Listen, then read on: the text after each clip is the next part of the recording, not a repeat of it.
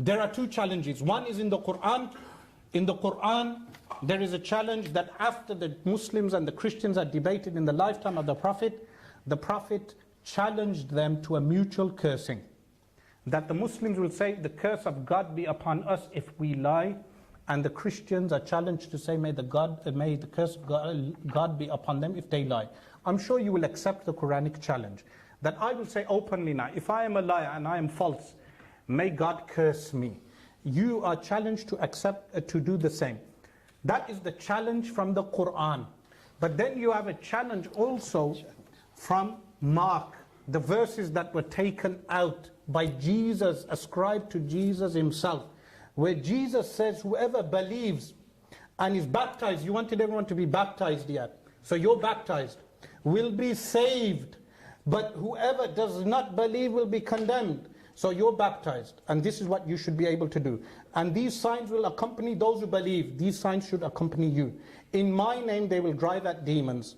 I'm sure there's no one possessed by a devil here, but nevertheless, they will speak in new tongues. So you said you cannot speak English well, but you should speak in tongues. You should be able to eloquently put your argument across according, meaning speaking in tongues. The apostles were able to speak in any language to the people that they conveyed the message to. Additional, they will pick up snakes with their hands. They will pick up snakes. I do not have a deadly snake, but I have the next thing. And when they drink deadly poison, so I brought poison with me. When they drink deadly poison, it will not hurt them at all. Here, rat poison, look. It will not hurt them at all. They will place their hands on sick people. Ali, stand up. There's a brother here, Ali, who is blind. He is blind. He has volunteered for this. He's a sick, and they will get well. So we have a challenge. Jesus has told us who his true followers are. If they are baptized, today's Christians, 200 denominations, even if we abandon Islam, meaning for a secular world order, because really people hate on Islam because of Sharia law. They can never debate the concept of God in Islam. They always debate Sharia, because the Sharia law is the only law that's opposing the UN and all the secular world or Anglo world order. But if we, placing that aside, if we abandon Islam, and we have two choices, atheism, and we have, which is more rational than Christianity. The second one is Christianity, 200 denominations. You tell us Catholics are wrong. Protestants within themselves, you have Baptists, Seventh-day Adventists, you have Jehovah's Witnesses, so many sects to choose from. Jesus has told us that the true Christians can drink poison. They can cure people like Ali. Are you able to fulfill that challenge? Are you able to drink rat poison? The rat poison is here for anyone to come and drink the rat poison. And if they cannot, well, it's a safety cap on here. I'll leave this.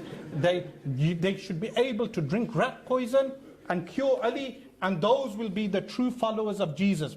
Yeah, I'll just quickly say something. Just in regards to the poison, quickly. Yeah, I was going to respond to that. Sorry, just in regards to the poison, as I said, that isn't in the earliest manuscript, so the poison doesn't work, and also in regards to, but even if it was in the earliest manuscripts, okay, you can respond. I would love to know, I would love to know actually, if you can drink that poison. Because remember guys, what Muhammad says, just drink the poison, get a date, it should help you. That's right, it says that. Okay. Date? Can someone go and get a date?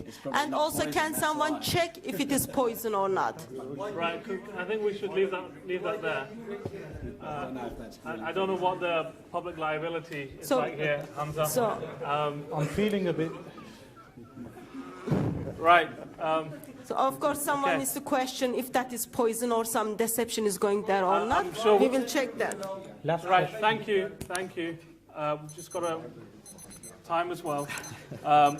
We'll get that checked in the labs shortly. Got a question down here, and then we're rapidly moving to close now. I can see a few more hands. We'll try to get through as many as we can.